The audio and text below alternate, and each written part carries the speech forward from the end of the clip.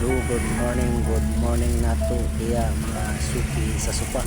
So karon is gikan sa Tanay bukod sa Giulungan. Ang iyang biyahe is 2 hours ang biyahe gikan sa Tanay to Giulungan. So nanatas Giulungan proper. So ulat pa sa atong customer na mga magkahit na to padulong sa lahat kay layo man yung lahat. So kita po nato sa Giulungan. So nasunod taning murag chariot pero mao ni ang ilang bibiyahe diri sa Giulungan mga may araw. So mao na siya diri ang ilang murag pilikab. So paanga pa sa bukid kay kani atong deliveran is Sandayaw ni siya. So layo kayo kaning gitawag Sandayaw Giulungan. So mo ni atong biyahe karon. So layo ni siya kay ano sa customer na makapat ni siya ko 1 hour kung hinay atong lagan is maabot siya o 1 hour ito nga. So mo nang atong isunod kana sila is mao na nga atong customer. So layo-layo ni siya kay bukid maning ilang balay. So paangataan ni layo pa kayo sa probinsya sa Giulungan. Kita nimo ang karindot sa ilang mga kahoy.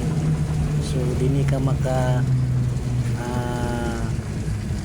simhop o kanang bugnaw kayo nga hangin. Igwa kita itong biyahe mga suki na to sa supa. So karon is wala pa kita nabot. So layo kita nila ni sir kaning tagiya sa supa. So bukit na jud kaayo ni kita nimo ang dalan is bukto jud Manila kay kani sila man sila kay habal-habal man sila diay ang ilang trabaho. So karindot ra sa bukid kay ang dalan sa Giulungan indot kayo niya dako po ang ilang dalan sa Giulungan. So mao ni atong isunod. So layo jud kayo mga suki.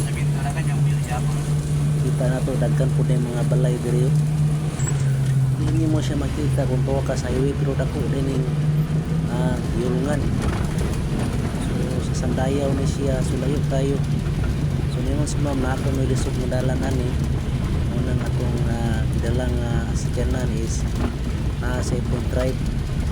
So mao ni sugod na ni siya dalan nga na siya medyo repair yayo pa ni siya. So kani ang aton kayo mao ni siya ang iyang latik bulan po diri sa Giulungan. So mahinay tani kay makakabalo sa dalan kasi agi diri. So kani siya paangat na nagbantay niya nito sa taas na nagbantay para wanira man siya ini tagapa ni mga kanang naadi ay payo na itaw dia so na sila nagbantay layo pa gud nagbiyay karos ng mga wapan ka so indog di kaya kung kayo ilang dalan dali ay natin mas Giulungan. So first time na kong ka-deliveran sa Sandayaw. Medyo layo ko siya kay ang oras Tanay to Giulungan is 2 hours. Kani among biyaya ni 1 hour. So kunga ang among biyaya ni sa Sandayaw Giulungan. Wala pa dito na po. So mao ni lugar. Ang pwedeng balay diri. Ngayon si sir nga estansya pa dyan ilang balay. So makita po nimo ang lugar sa bukid. Medyo kani siya nalana muraw di na kayo siya dako. Hinay ta pero ang pusit mo kay nahinay ta pasit pauli na pagpauli na mo gabi lang yung abot. So kaning lugar sa Giulungan bukid wala takabalo sa mga area diri. Sundo na nato ang mga taga Giulungan sa ilang kay sila may naswito dito. Wait, manibad. Naaw na kapin ang biyayo. Wala kami nabot. Dugay jud kayo. So kana nabot na jud miyaning sa Sandayaw Giulngan. So layo jud kayo. So amo lang ma-deliver ang item nila ni ma'am sa nag-order. OFW na siya na siya sa Australia. So salamat kayo Ma'am Sheila sa imong pag-order.